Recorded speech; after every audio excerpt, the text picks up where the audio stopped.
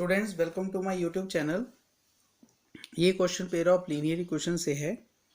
6 part है question number 1 का, exercise 3.6। इसमें लिखा गया है कि 6x + 3y equals to 6xy। हमें x और y की वैल्यू फाइंड करनी है, फर्स्ट इक्वेशन है। तो इसमें मैं क्या करूँगा कि मोस्टली हमें जो राइट साइड में है वो कांस्टेंट टर्म चाहिए होती है, इसमें वेरिएबल्स भी साथ में है। तो मैं इस दोनों साइड को x और y से डिवाइड कर दूंगा। जब मैं दोनों साइड x और y से डिवाइड करूंगा तो यहाँ से xy और xy जो है वो एलिमिनेट हो गया, कट गया, मेरे पास सिर्फ 6 रह गया। और यहाँ पे इसको मैं डिफरेंट फॉर्म में लिख सकता हूँ, इस तरह से सेपरेट करके 6x/xy + 3y/xy। तो अगर आप यहाँ देखें तो यहाँ से मेरे पास x कट जाएगा, यहाँ y से y कट जाएगा, तो मेरे पास रह गया 6/y + 3/x = 6। ये मेरी फर्स्ट इक्वेशन आई। सेकेंड जो इक्वेशन है वो भी है 2x + 4y = 5xy।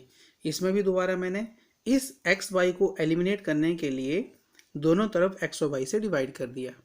जब मैं x और y से डिवाइड करूंगा तो ये x y कट जाएगा और राइट साइड में मैं दोनों को सेपरेट कर दूंगा। तो सेपरेट करने के बाद जो इक्वेशन बनती है वो ये है कि 2x/xy + 4y/xy। यहाँ से x कैस कट गया और y से y कट गया, तो मेरे पास जो इक्वेशन आएगी वो आएगी 2/y + 4/x = 5। अगर आप फर्स्ट इक्वेशन देखें, अब जो यहाँ पे डिनोमिनेटर में है y, तो इसको मैं लिख सकता हूँ 6 × 1/y + 3 × 1/x = 6। और सिमिलरली जो ये इक्वेशन है इसको भी मैं लिख सकता हूँ 2 × 1/y + 4 × 1/x = 5। अब आप ये जो 1/y है वो दोनों में सेम है, तो इसको मैं एक डिफरेंट वेरिएबल यूज़ कर सकता हूँ ताकि जो मेरी कैलकुलेशन है वो इजी हो जाए। तो इस तरह से 1/x को भी, तो 1/y को मैं a सपोज कर रहा हूँ और 1/x को b, फिर लास्ट में हम इन वैल्यूज़ को दोबारा यूज़ करेंगे।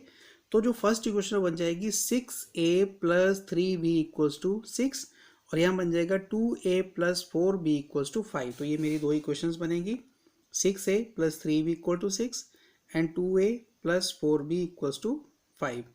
अब मैं इसमें कोशिश करूंगा किसी एक वेरिएबल्स को इक्वल करने की, कोएफिशिएंट्स को इक्वल करने की। तो यहाँ पे मैं a के कोएफिशिएंट्स इक्वल कर रहा हूँ, तो मुझे इस पूरी इक्वेशन को 3 से मल्टीप्लाई करना है, क्योंकि यहाँ पे जो फर्स्ट इक्वेशन में जो a का कोएफिशिएंट है वो 6 है, तो 2 को 6 करने के लिए मुझे 3 से मल्टीप्लाई करना है। तो मेरी जो इक्वेशन बनेगी वो ऐसे है। पहली इक्वेशन सेम रही क्योंकि हमने इसको किसी से मल्टीप्लाई नहीं किया है, लेकिन जो सेकंड इक्वेशन है वो बन गई 6a + 12b + 15, क्योंकि मैंने पूरी इक्वेशन को 3 से मल्टीप्लाई किया है। तो अगर आप देखें यहाँ पे 6a + 3b = 6, 6a + 12b = 15। दोनों को सब्ट्रैक्ट किया, सब्ट्रैक्ट करने पे 6a कट गया, एलिमिनेट हो गया और मेरे पास रह गया 3b - 12b जो बन गया -9b, और यहाँ पे 6 - 15 -9, तो b मेरे पास आ गया 1। अब ये b1 जो अब किसी भी एक इक्वेशन में सब्स्टिट्यूट कर सकता हूँ, मैं इसमें थर्ड में कर रहा हूँ। तो b1 सब्स्टिट्यूट करके 6a + 3 = 6, तो वहाँ पे मेरे पास a जो है वो आ गया 1/2 बाई सिंपल सब्स्टिट्यूशन मेथड। अब मेरे पास b और a की वैल्यूज़ आ चुकी हैं। अब मैं इनकी जो ओरिजिनल वैल्यू है b को मैंने सपोज किया 1/y, 1/x और a को सपोज किया 1/y। तो अब इनकी ओरिजिनल वैल्यूज़ लेके मैं इसको सॉल्व करूँगा। तो b = 1 है जो 1/x था, तो यहाँ से मेरे पास आफ्टर क्रॉस मल्टीप्लिकेशन x आ गया 1।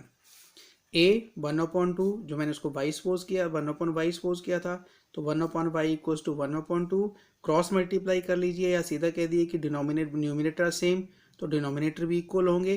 तो यहाँ से y मेरे पास 2 आ गया। तो x1 और y2 जो है वो इसकी वैल्यूज़ हैं। Thank you.